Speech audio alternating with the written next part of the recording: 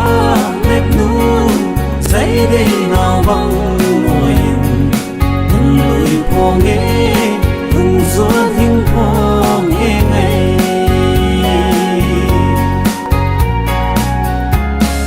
cây sai phan gió âm mi giật tâm chim thu nào bằng sang in đừng loam na hay dòng in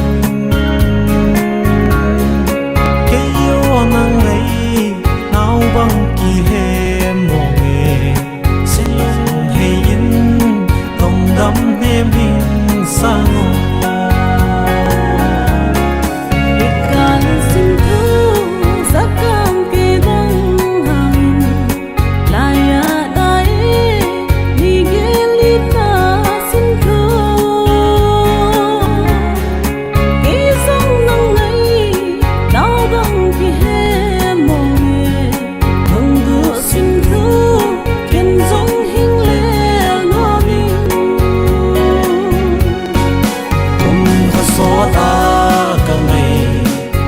nắng mơ hình ai nghe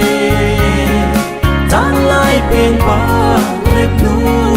dây đây nào vắng ngồi hừng lùi po nghe